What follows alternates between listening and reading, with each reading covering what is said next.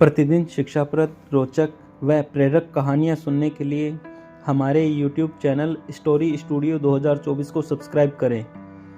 अब हम शुरू करते हैं हमारी आज की कहानी, जिसका शीर्षक है ऐसी कहानी जो आपको सोचने पर विवश कर दे। शादी के बाद विदाई का समय था।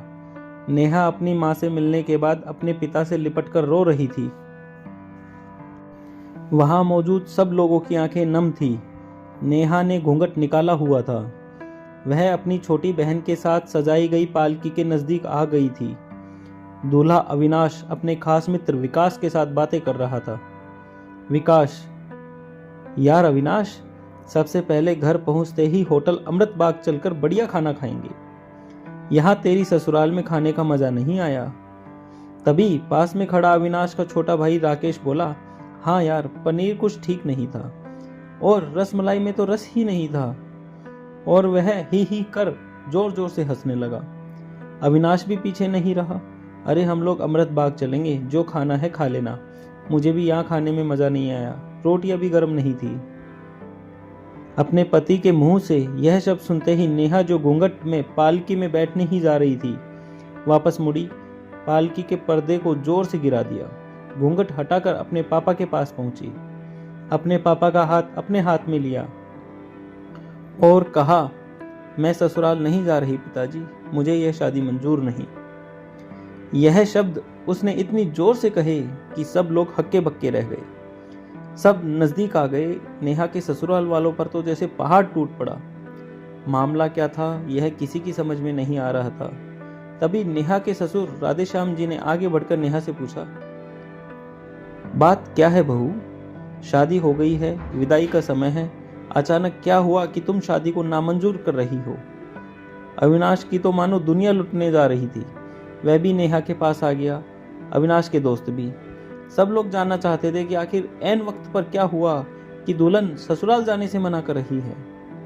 नेहा ने अपने पिता दयाशंकर जी का हाथ पकड़ रखा था। नेहा ने अपने ससुर से कहा, बाबूजी, मेरे माता पिता ने अपने सपनों को मारकर हम बहनों को पढ़ाया लिखाया व काबिल बनाया है। आप जानते हैं एक बाप के लिए बेटी क्या मायने रखती है। आप व आपका बेटा नहीं जान सकते क्योंकि आपकी कोई बेटी नहीं थी।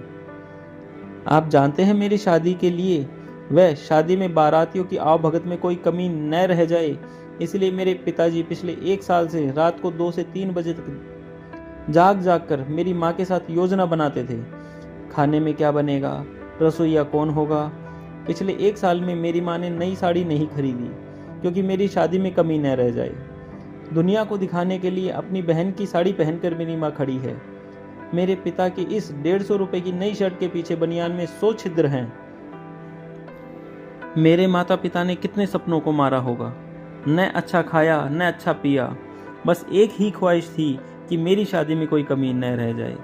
आपके पुत्र को रोटी ठंडी लगी, उनके दोस्तों को पनीर में गड़बड़ लगी, वह मेरे देवर को रसमलाई में रस नहीं मिला। इनका खिलखिलाकर हंसना मेरे पिता के अभिमान को ठेस पहुंचाने के समान है।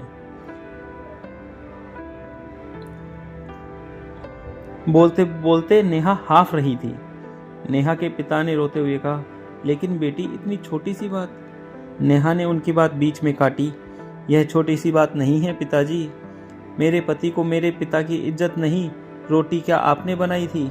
रसमलाई पनीर यह सब कैटर्स का काम है। आपने दिल खोलकर वह हैसियत से बढ़कर खर्च किया है। कुछ कमी रही तो वह कैटर्स की तरफ से। आप तो अपने दिल का टुकड़ा अपनी गुड़िया रानी को विदा कर रहे हैं। आप कितनी रात रोएंगे क्या मुझे पता नहीं? माँ कभी मेरे बिना घर से बाहर नहीं निकली। कल से वह बाजार अकेली जाएगी, क्या वो जा पाएगी?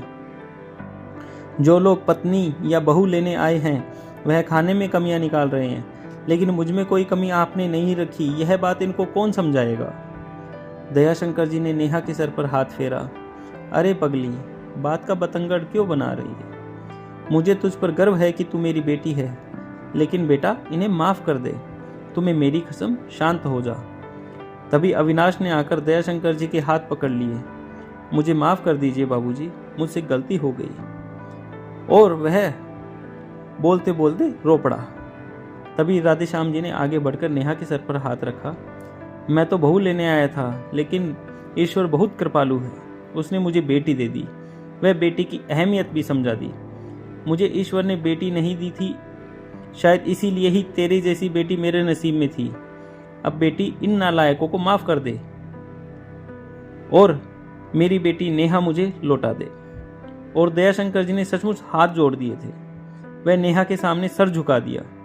नेहा ने अपने ससुर के हाथ पकड़ लिए। बाबूजी। इतना बोलते ही राधेश्याम जी ने कहा, बेटा बाबूजी नहीं, पिताजी। नेहा भी भावुक होकर राधेश्याम जी से लिपट गई थी। दयाशंकर जी ऐसी बेटी पाकर गौरव की अनुभूति कर रहे थे। नेहा अब राजी खुशी अपने ससुराल रवाना हो गई थी।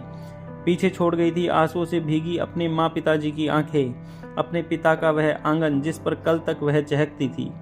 आज से इस आंगन की चिड़िया उड़ गई थी किसी दूर प्रदेश में और किसी पेड़ पर अपना घरौंदा बनाएगी। यह कहानी सुनाते हुए मुझे उस व्यक्ति का ध्यान आया जिसने बेटी को सर्वप्रथम पराया धन की संज्ञा दी होगी। बेटी माँ बाप का अभिमान व अनमोल धन होती है, पराया धन नहीं।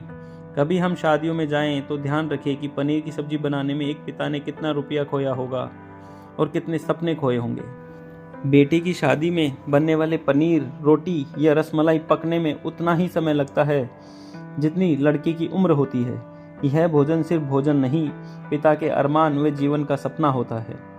बेटी की शादी में बनने वाले पकवानों में स्वाद कहीं सपनों के कुचलने के बाद आता है, वह उन्हें पकने में सालों लगते हैं।